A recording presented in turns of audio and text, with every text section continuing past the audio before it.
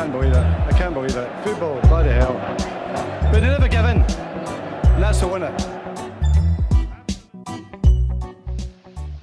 Welcome to the American Red Devils podcast. I'm John. I'm Alex. And we're bringing you the best Manchester United news from this side of the pond. Woo, sir. How we doing? How we doing? We are back in business, boys and girls. We have Manchester United on the menu. International break is just about over. Thanksgiving is upon us for all you American Red Devils. And we are doing an extra special remote pod, vacation pod. John is on the road, but as we say here in the bunker at the American Red Devils, pod don't sleep, pod never sleeps. So big game on Sunday. United coming on an international break, went in with some mixed form. Obviously, we know how tough things have been for United in terms of how we've been playing. And Everton, in a stretch of very difficult games on the road, is going to be what I consider a proper trap game. Everton are have been playing pretty good football this season, all things considered, and then they just got a 10-point deduction. Financial fair play. Apparently, there are financial fair play rules if you're not owned by a sovereign nation elsewhere. So they are going to be proper fired up for this game. It's going to be a very difficult match for United. John, how we doing? How we doing? Sir, we're doing good. Coming to you from Maui. You can hear the waves crashing in the background, birds chirping. I'm on the balcony because I think the American Red Devils would rather hear these sounds than the sounds of my children screaming inside the condo that we're staying at. But regardless, missed United. This international break stuff, something's got to give. We play like so many games in a condensed amount of time. Then we go to international break. It doesn't make any sense. The schedule's insane. And I hate these like stop, start to get the season going too. Hard to find form. I know the excuse factory is going to use that one as a reason why we haven't been playing well, but I just don't like these extended breaks and then just like game every 3 days. But welcome to December. It's about to heat up. It's starting at Everton. Look, we've been wet noodling against bad teams. I've been saying it for months. Everton away. We have I think we're 14th or 15th in the league XG away. We haven't been scoring goals. We have that wet noodle mentality, the hero ball FC, no formation from the manager, walking into a buzzsaw that is that Sean Dyche orange goatee, hard man off a 10-point deduction. They're going to show up and they're going to slap United in the face. It's going to be toe-to-toe football. It's going to be exciting. The footballing gods, they are cruel. VAR has been treating us poorly. Could it be a VAR one-goal nightmare? I don't know. Feeling nervous. I don't think you're the only Manchester United fan who's feeling nervous. I have to agree with that. We obviously haven't been playing great football this season to date, struggling for results, struggling for form, and this is a very tough run of games for United with a lot of players out of form, especially on the goal side. I think the defense is kind of figuring something out in some semblance. Onana's playing a little better. Maguire's playing a little better. Adrian B's on his way back, or he is back, and Shaw is almost back as well. But it's the goals. The lack of goals has been killing this team, and we're going to go into Goodison, which is going to be fired up, bro. They're going to be fired up. You know what? Because they deserve to be fired up, to be fair. It's like, how are they getting deducted for points? And the other cheaters, Chelsea with the OG cheater, and then City reinvented, what it means to be a cheater. But the fact that there's been nothing there, and Everton was like, the scapegoat, I would be fucking pissed. They should be pissed. They're more likely to get a bad VAR call because of that. That's how we've seen with the refereeing sometime. But at the end of the day, United need to focus on themselves. They need to stop making excuses so we don't have to make excuses. And just play some compact football, dominate possession. It's going to be a tough game, right? They got a lot of physicality. They got Onana in the middle of the pitch. He's a beast. Dyche, bro, he's a tricky character. He knows how to get his team up for it, and it's going to be a really hard match. But United, we need to step it up and stop making excuses and start chipping up the table. And the only way you do that is by getting wins on the road. And it starts on Sunday, sir. It starts on Sunday. Whoa. Did the head of the excuse factory just say we need to stop making excuses? I got breaking news here at the American Red Devils podcast, if that is the case. It's vacation week, bro. It's Thanksgiving. I'm off. Now, the 4 men of the excuse factory shut down for business. I got my ham ready. Shout out to all the Patreon members. Picked it up yesterday. And you know what? I'll save the excuses for Sunday when we break down the 1-0 loss to the Toffees. I'll wait till then. The most amazing stat you're going to hear today: goals scored. Who scored more goals, Everton or Manchester United in the league? Everton. 14-13. We scored 13 goals, bro. It's like ridiculous. And who's conceded more? Probably us. Everton by 1. So if you want to know what type of form we're on, the excuse factory can make excuses all day. That is dreadful. The fact that we find ourselves in 6th is unbelievable. But, sir, quick PSA for the podcast. If you like the American Red Devils and you want to support us, you know the pod never sleeps. Vacations, weddings, etc., sir. We've had a lot of events in our lives, but we keep it real here on the pod. You want to support the Up and Take? We don't have any commercial sponsors. Best way for you to support us is via Patreon, patreon.com/American Red Devils. Tons of benefits. Please check it out. Patreon's not your thing. Check out our store, AmericanRedDevils.store. Tons of scarves, hoodies, beanies, shirts, you name it. All there. Check it out. Grab something. Support the pod. For fans, by fans. That is what it's about. Sir, tell about iTunes reviews. iTunes reviews are a great way to support the pod.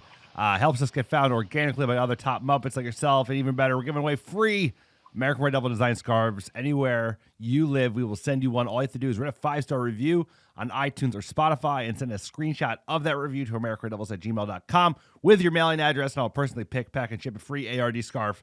Send it right to your door anywhere in the world. Here's a great one from Ginger Gremlin 84. Let's go. Glory, glory, Man United. Came across this podcast when looking for some Manchester United therapy on my hour commute. Started listening right before the win at Wembley. Suffered through the 7-0 loss at Anfield and the recap episode. And now I'm a habitual listener on the East Coast. Keep up the great work, fellas. Thank you, Ginger Gremlin.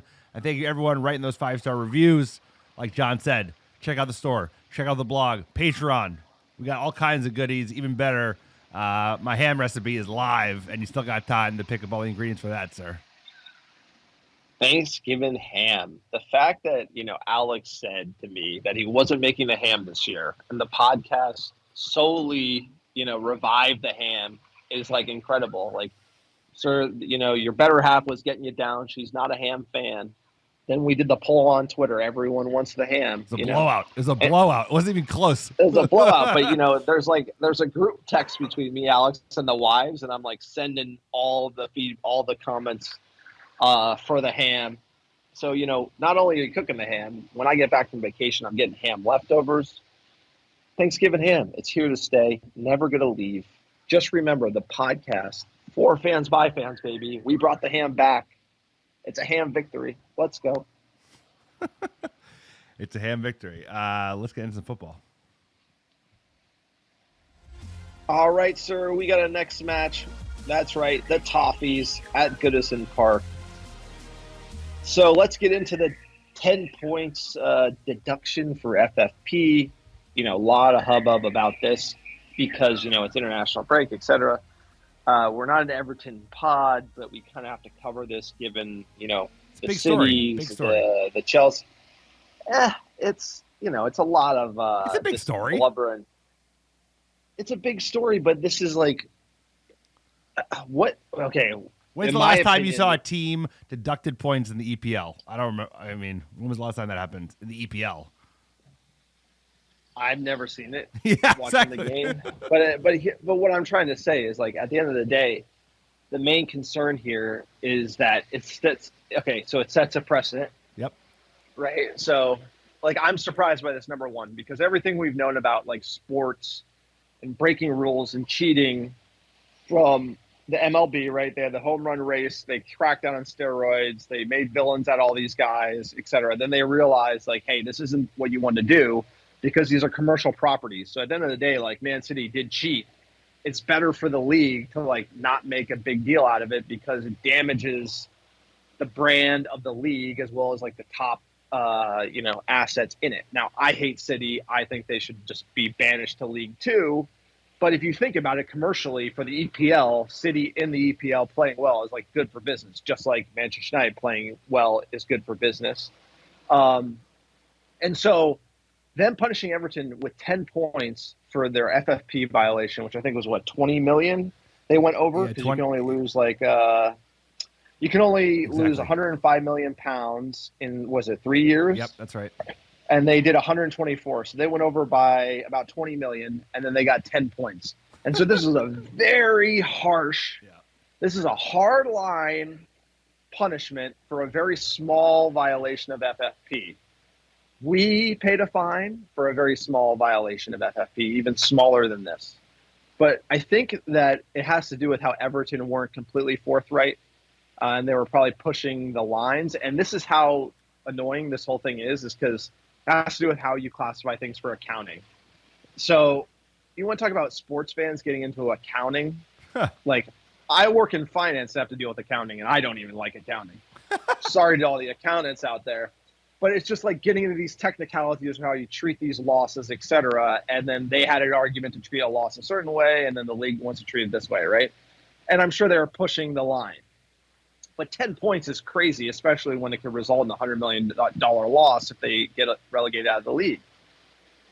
And what this implies is that if they're going to get 10 points for this, then City surely has to get relegated, and Chelsea surely has to get relegated because they violated to a certain level that if you added it all up, they'd be gone. And that's kind of where we are, is we're in this no man's land where Everton gets 10 and it's super harsh. And then we got Abu Dhabi calling the consulate in England and making this like a diplomatic fight and taking it to the mat. And like, what is this going to do? And at the end of the day, I think it's probably going to be the worst outcome for everyone, which is basically like Everton gets the harshest punishment because they like try to cooperate. City doesn't cooperate, get no punishment. Everyone freaks out. Like something like that, you know, this whole idea City's actually get punished, I don't think will actually happen because, you know, it's par for the course in England. You know, it's like the sovereign wealth fund doesn't get any, you know, doesn't get smacked around, but then the guys who actually tried to cooperate get hurt the most. In my experience, that's probably life. Yeah, I think that's well said, sir. It's like you said at the beginning. I think the reason they got punished was actually they were apparently far more forthright than City. City has been completely obstructive, right? They haven't given over information. They played the long game. They tried to stretch it out. They tried to sue. And Everton were apparently like pretty open. They're trying to give the information that the FA was asking for. And like you said, it's all about precedent, and it's all about how you treat it vis-a-vis the other 19 clubs in the EPL. We talk about it around refereeing and the lack of consistency between matches on whether it's handball or offsides or whatever. You'd want to see the same thing, and I'm worried that, like, you're absolutely right. I am almost certain that nothing will happen to the Chelseas and the Cities of the world, because they're huge clubs now. They become huge commercial clubs that are an asset, like you said, to the EPL, to the going concern of EPL as like kind of a marquee league in the world. And at the same time, England has shown that they're willing to turn a blind eye if like the money's good, and the money's good as it relates to, you know, back in the day with Russia, with Abu Dhabi and UAE, and then now increasingly with the Saudis and their ownership of Newcastle. So, if they just bang Everton and they leave everyone else alone, I mean, it just kind of speaks to the corruption that exists in football overall, in FA, in England. And this is important because you can't knock them 10 points, Everton that is, and then like turn a blind eye to City and their 115 charges. So what do you do there? I mean, relegation seems fair, but I could never see that happening given what we've seen to date, which is basically nothing. They've gotten not even a slap on the wrist to date. No, exactly. And ultimately, what I would want to happen is that I would want everyone to be treated fairly. I would want, the 10-year plus rule breaking to get City to where they are. I'd like to be that actually like knock down a peg to the point where it costs them what they benefited, which would be relegation and an asterisk next to everything they won, including the title that, they won at the death against QPR, which like also match fixing has been brought up by Wayne Rooney in that match as well. And it was very strange how that whole set of circumstances happened. So like there's proper grievance for me as a fan. I don't like City, like don't get it straight. I just like have low expectations for like when Abu Dhabi is going to make like the consulate is going to make it like a geopolitical issue. Yep. I just don't think the EPL has the backbone to go hard in on that. I hope that they do. I hope they do relegate it. I hope that everyone leaves. Holland leaves, De Bruyne leaves, Pep leaves, Pep shamed out the door, the Barcelona cheating scandal, the financial fair play. I hope that's Twice. a stain on his. I hope that's a stain on his resume, and that Sir Alex will be the greatest of all time because Pep did it in a sideways, kind of backhanded, cheating direction, which is like no surprise. He seems like that type of guy. So don't get it twisted. I just have low expectations for the follow through and the backbone of these guys because not only the Everton thing is going to go to appeal, the City thing is going to go to appeal, and City, if they got actually like relegated, they would like it would be like that might be the biggest news in sport worldwide. Ultimately, it'd be like taking the star franchise and like nuking it into the Stone Age, which is what they deserve. They deserve shame.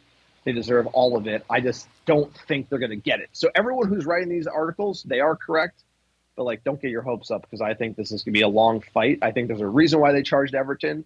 It's because they had everything and they're ready to go. And I think City and Chelsea are going to be more litigious and they're going to be drawn out a lot longer. But look, we do have a game to play, so let's get into that one. Everton versus United. We've won 93, drawn 47, lost 41. First time we ever played them. 1892, we got clapped upside the head 6-0 in the first division. Everton versus Newton Heath. Last 5, won 3, lost 1, drawn 1. Sir, Everton coming to this game, beat Bournemouth 3-0, lost to Liverpool 2-0. They beat West Ham 1-0, beat Burnley, drew Brighton. I do remember you saying that Brighton are a big team. We don't know if we could beat them, but they did draw them, and they beat Crystal Palace 3-2. They're on a run. I mean, that's a solid run of form. Those are better teams we've been playing. So don't get it twisted. This is going to be a tough match. No doubt. No doubt. Putting words in my mouth already. I love it. Like I said, they're a good team. Even with a 10-point deduction, I think it's almost certain because the other teams are way worse that they're going to stay up. I think they've been playing much better football than they were last year. Dyche has turned into screw. They have some good players in the team, minus Pickford. And they're going to be out for blood, man, because they know they got hard done, and they know that the other teams around the table, who are much bigger than them from a commercial standpoint, even though like you could argue Everton, before 2000, Everton was a much bigger team club than either City or Chelsea, but that's another story. And they're going to be super fired up. So this is going to be a really, really tough for Manchester United, not only because we're not playing well, not only because we can't score goals, but because Everton's going to be fired up.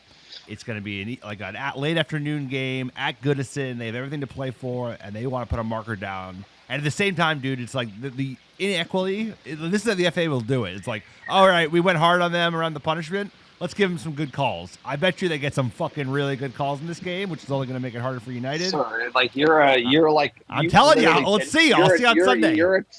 You're a tinfoil hat. No, I am not. I just know how shitty this you're like league a is. proper nutter. You're like I am a nutter. Like you're like literally a nutter. Okay, mark my words.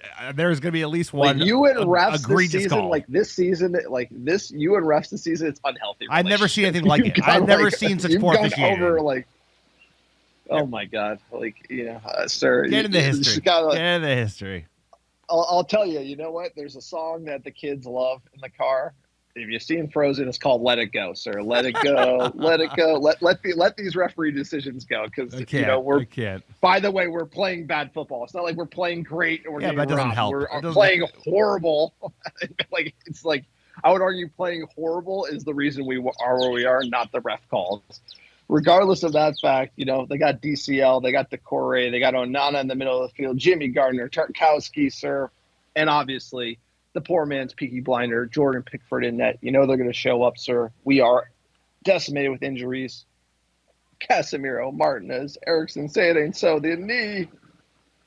Hoyland with his thigh. Evans, Wan-Bissaka, Malacia, Onana, Shaw, Sancho, Traore. You were talking about, I'm confident in the defense. We got Onana, we got AWB. Like, these guys are injured. Onana got injured in international break.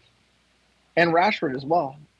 So it's like there's a lot of people going down left and right. That's not relevant in our form. That's relevant. That's a hell of an injury list.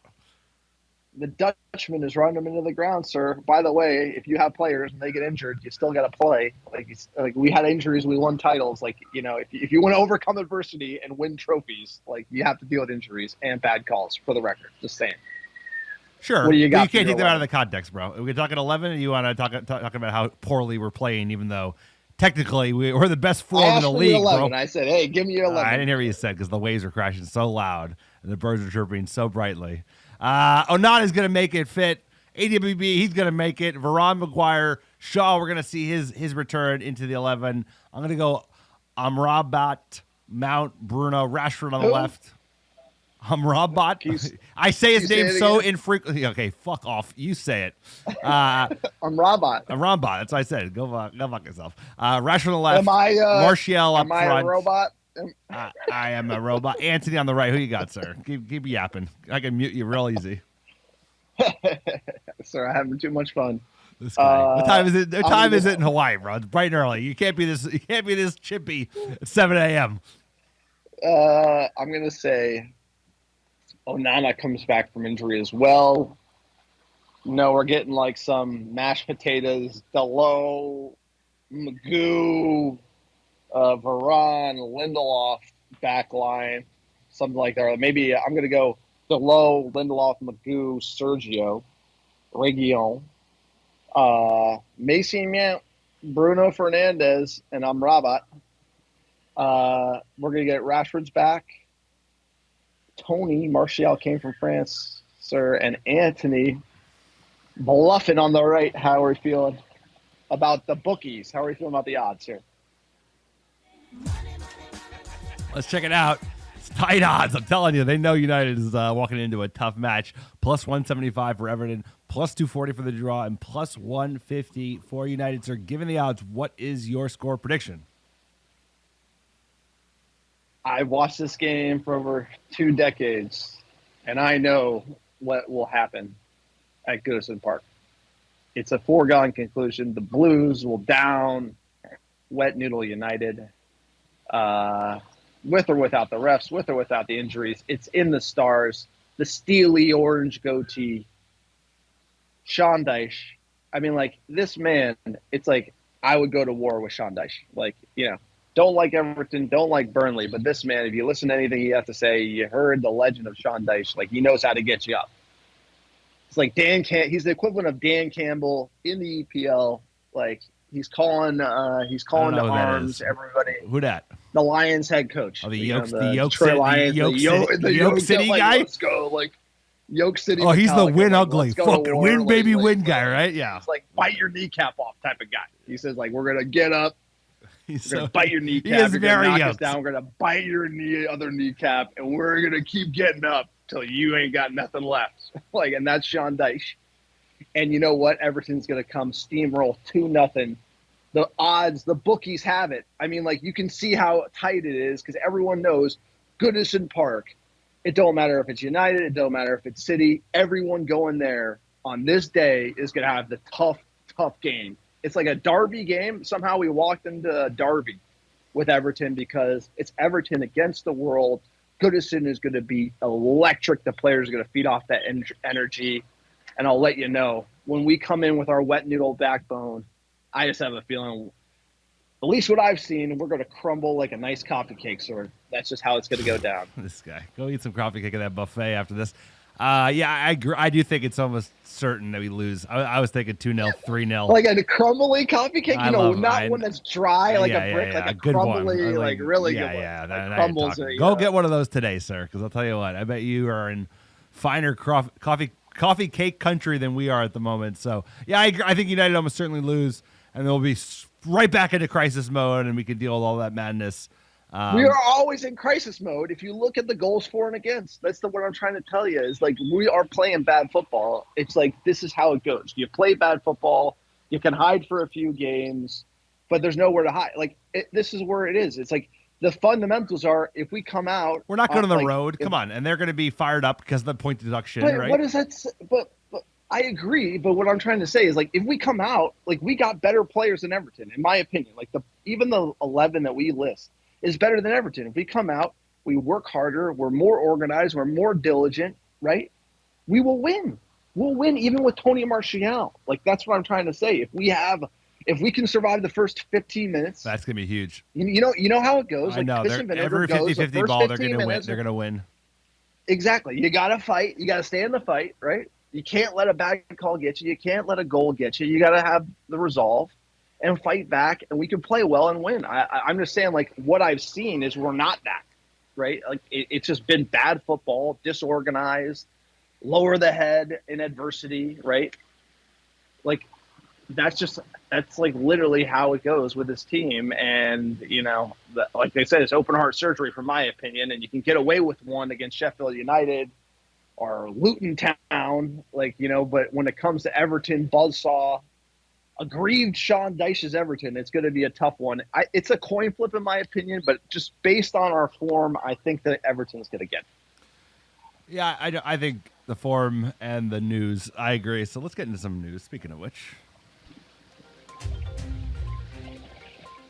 Did you give your prediction? I said 2-0, 3-0. I was there before. I was already thinking that before you. Two score. I don't think it's. I say 2-0. No, I think we. I have a feeling it's gonna be like the match where we played Newcastle in the league after we bested them in the EFL Cup, where they had like a grudge. They had a grudge against us. I think Everton are going to have a grudge, and they're going to play much harder. They're going to come out and they're going to win every 50. Yeah, but it shows you how soft. Yeah, I don't disagree. I'm just trying to make a prediction, sir. We don't have to diagnose like why this team is a bunch of bluffers and baby bitches. And, that's a much longer story. I actually think that's our job on a podcast. We got to say like, why is it that adversity and this team don't mix? Like, because when you say away, we're not good. Why is that? It's because we're not good at overcoming hostile environment or field tilts. That's a trouble this team has. Away from home, back against the wall, it's tough to bet on United, right? Well, at the moment, for sure, man. Because last year we won thing, but this year we're playing totally different football. So who the fuck knows who's going to show up? We weren't good away last year. We weren't good away against the top six. We were still good away. Actually, that's not true. We were good against everyone else, and Everton are not a top six team. This year we're not good away against anybody, but we're not really good. I would say the stats overall away from home, there was a stark contrast in away and home, from a goal scoring and we were ridiculous. We had arguably the best home form in the league. We were not nearly as good, obviously, away, but we were still pretty good. I mean, we finished third, like I like to remind people, because they seem to forget. But against the top six, we were dreadful away. I agree with that. But we could have been title if we were more steely away. We could have been title challengers. I agree. No, look, it's all valid points. Let's get in some news, sir. You want to give me the latest with Ratcliffe and this offer? It keeps getting pushed. It's dragging. This shit is dragging. This is from Bloomberg. At least some of the details have been announced. Manchester United get equity value of £4.4 billion in Ratcliffe offer. Glazer family to sell a quarter of holdings as part of the deal. And Ratcliffe is paying around $33 a share for his stake in Manchester United. They value the company on an equity value at $5.5 billion USD. And it was a 79% premium from closing on Thursday. This was announced last week. It's all kind of dragging. I mean, this is like in Bloomberg. There has not been an official announcement yet from the club.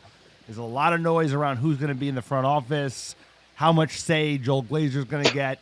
Is John Murtaugh going to hang around? But at least it seems like this is coming to a head. But like you said, the timing's like, it could be tomorrow. It could be next year. Nobody fucking knows. And that means it's really coming, because all the journals in England are just speculating at this point. They have no idea. And that's usually a sign that something's coming pretty soon, because why would they know anything? Why would Sky Cava, whatever that fucking idiot's name is, know anything, or Luckhurst or anybody? Because like you said, it's a public company listed on the New York Stock Exchange, and you can't just willy-nilly say whatever you want about that type of company. So we'll see. Ratcliffe coming in. It's all going to be about the people he puts in place, how much control he has. Does he have a road to full control from an overall Manchester United perspective outside of the footballing side, and then the decisions they make. So we'll see, sir. It's been a year. It's basically been a year to the day that the Glazers announced they were exploring strategic alternatives around financing. So here we are, a year out, and we're closer to a resolution, but still a lot of things remain to be seen. If you listen to the pod a year ago, I said 9 to 12 months. M&A is big deal. It takes a long time to get things done, especially when there's no forcing function of nobody met their valuation. Here's where the crocodile tears of Qatar at the moment. 5 billion. You can't get to 5.5. Unbelievable. This is what's crazy about bro. the deal. Cheap bastards. This is what's crazy about the deal. Is like it actually looks to me, it's an attractive valuation. It is. Ratcliffe didn't pay over the odds. You look at where United are, 600 million pounds in revenue, 10 times multiple. You're getting to 6 billion. You're talking that the overall deal is It's only 4.4. Yeah. It's crazy. It's actually like not a bad valuation. No. And then like you heard all the moaning from Qatar. Like this is what's good about these processes. As I tried to say, it's all going to come out. It's all going to come out. It's all going to come out. The Ratcliffe deal is going to come out, and we're the people saying Qatar were bluffing the entire time. The entire time, like it was like a fair deal. All they had to do was meet this price, and they couldn't do it. And that's just like a joke. At the end of the day, it's an absolute joke. So it's like people who talk a lot, you should be wary, right? If they're moaning about the deal process, talking about the deal process, why aren't you trying to close the deal, right? Ratcliffe was silent the entire time. Close the deal, right? And so I do find it interesting about the Qatari offer. But more than that, this is going to happen. Bloomberg's legit. They have the headline, the value. I think that's known. The devil's in the details. We'll report it when it comes out. Murtaugh, Arnold, Paella brothers, see you later, right? I think that's also part of this whole announcement, which is great. That shows that this is a serious operation. Murtaugh will go. Thank Christ. The whole numpty, like, this is really a breath of fresh air. We're really excited for like someone like Jean-Claude to come in, and a serious director of football. This will change the tide. We talk about the culture. You talked about the wet noodle on the pitch. The wet noodling on the pitch is directly tied to the culture at the top. Arnold wet noodled on the Greenwood call. You know, I ultimately, Greenwood not playing for United, you can listen to the pod, know where we stand on it, but like just not being able to have strong leadership, make right decisions to get the club on the right direction. And that goes all the way down to playing on the pitch, especially like re-upping like the likes of Delo, et cetera. Just incredible. Never making calls on players, never like wet noodling, like the front office as far as the footballing decisions all the way through, the commercial side of things. So this is a breath of fresh air. It's going to change United. And then, sir, you want to talk about the related party loans here? Well, this is a big deal. I agree with everything you said before we move on, right? This is like very exciting. We'll see who actually gets appointed. But I think if the front office has more conviction and confidence and experience in what they do, I do think that will bleed onto the pitch in a good way. So I'm hopeful that we can get people in the seat sooner rather than later. Other news in the EPL is a lot of stuff going on. Premier League will allow Newcastle to loan Saudi players as plot to block related party loans fails by one vote after hours of talks at Top Hotel. This happened yesterday. So basically the deal was there was a vote up among the football members, the top 20. Do you allow a football organization to loan players from one entity to the next, i.e. like an RB Leipzig and RB Salzburg, obviously if one was in the EPL, or Newcastle with a PIF team, with like a sovereign wealth fund team based out of Saudi Arabia? Like, can they loan a player back, right? City, they have a bunch of sub-teams. Now, this is actually now relevant to Manchester United, right? Because Ratcliffe's coming in. He has other sporting interests, right? He owns Nice. Nice has a bunch of top French players that United's been eyeing, including a center back, including a midfielder. So this is bad for the EPL, in my opinion. I don't think this should be allowed because it's super fucking shady, especially with the Saudis, given how much money they've overspent on players to try and build up their league when they can barely get 1,000 people to show up to a game.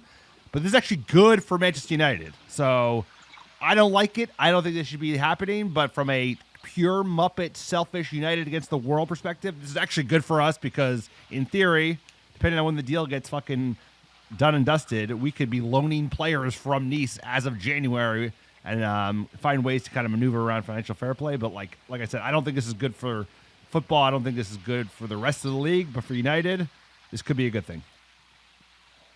I mean, it's not that. I don't think it's that controversial because, like, you go to MLB, you got like the AAA baseball. Every team's got another team. That's different. Bring up people. It doesn't matter. Like who's going to be? Are you afraid of like Man City's NYCFC? It's like at the end of the day, it's hard enough to like put together an 11. This is coming, right? I don't think this is going to be crazy.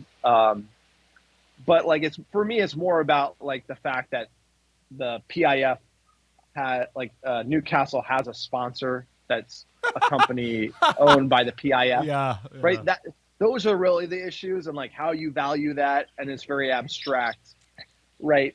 So it's like, oh, you can't have these like conflict of interest sponsors pay more money than other people in the market, but for some reason you only pick those sponsors.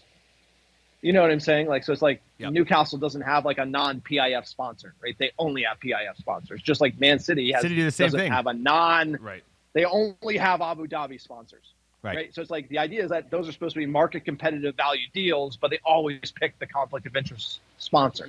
So in my opinion, that's actually an issue, and that's not being really a area of focus. But this one, we'll see how it materializes over time. Sir, next article here. More EPL news. This is a change coming after the punishment given out to Everton. So what they're doing is, in the allocation of EPL prize money and TV rights, if you look at the way money is distributed from team number 1, who finishes an EPL season, versus team number 20, it's pretty close. The top team might get 150, the bottom team might get 100, but it's like in terms of an allocation, it's pretty even. What is now happening is that there is going to be a far greater share of cash given to the top teams. And this is the type of model that has been implemented to the negative in La Liga. Real Madrid and Barcelona redid the deal in the last 7 or 8 years, and they got huge amounts of the overall pot, and that has hurt their league a lot. And that's one of the reasons that a lot fewer people watch La Liga. Obviously, Ronaldo and Messi leaving is a big part of it, but the league has gotten less competitive. So this change is not a good change. It's more power going into the hands of the top clubs. Obviously, United are a top club, or at least used to be a top club. But it's not a good thing. So this is just more weight getting pushed into the heavies, not dissimilar to Everton getting punished and City and Chelsea not getting punished. So this is concerning to see. But I guess money always wins is the current model of the moment. So not that surprising, but it's not a good thing because we do not want to be La Liga. La Liga is not going anywhere positive anytime soon. Sir, money, money, money. Follow the money. It's going to happen with this league. Last article here, Old Trafford falling apart to the extent where concrete falls on fans during the women's derby. This is not good. I hope the concrete isn't falling. Not good. As someone who doesn't want to be hit with concrete from the sky, I hope it's not anywhere near our seats. Regardless, this is not good. The stadium is barely holding on. So, look, I think this deal will address a lot of this stuff. So we'll keep everyone posted. Look, we don't have any fan questions. I forgot the tweet. I'm on vacation. Apologies. Trying to juggle 2 young kids at the beach. That's quite a lot of fun. I'll leave it with one anecdote. My daughter was 18 months. She's throwing sand around, rolling in the sand. And she at one point was having so much fun that she thought about, this sand stuff is so great. I wonder if I can eat it too. And she picks up a handful of sand and tries to eat it and immediately has a meltdown. So I was present for the moment my daughter realized eating sand's not a good idea. I think that all young kids have to learn that lesson at some point. You know what? Eating sand, good analogy. Sometimes Manchester United is like eating sand, bro. I have a feeling Sunday we're going to be eating some sand, handfuls of it. So thank you, John, for showing up. Woo! We appreciate you doing the pod on holiday. Have a great one with the family. Send our best from the American Red Devils. I hope everybody, all the Americans around the world that are listening, have a great Thanksgiving and everyone else enjoys their week in advance of Everton. Sir, I can land this plane if you want to get back with your family. Sir, you just got to be what are you thankful for? Sir, I'm thankful for you as a great friend, putting up with all my nonsense on the podcast, all my jabs. A lot of jabs. Sometimes an occasional right hook with the soundboard. And I appreciate all the American Red Devils fans. We would not be doing this pod. We're almost at 500 episodes. I think we're 498 or something like that. We would not be doing it if it wasn't for the for fans, by fans motto and everyone supporting us. So hope everyone has a special Thanksgiving. And we're thankful for you, this amazing community that we've built over the years that just loves football, loves some good banter, and, just a great community, sir. So overall, I'm thankful for all of it, and I hope everyone has a good Thanksgiving. I'll talk to you on the other side, sir. Enjoy that ham. Appreciate you, sir. Thank you so much. And well said. We appreciate all the American Red Devils. Listen week in, week out. Support us. Join the Patreon. Top 10 cities last 7 days. Number 1, how you doing? How you doing? Dublin, Ireland. Chicago, Illinois. Dallas, Texas. Los Angeles, California. Brooklyn, New York. New York, New York. Charlotte, North Carolina. Melbourne, Australia. San Francisco, California. And last but not least, Houston, Texas. Appreciate all the American Devils. Like I said, have a great week. Have a great Thanksgiving if you're celebrating. And we will see you on Sunday after we play Everton.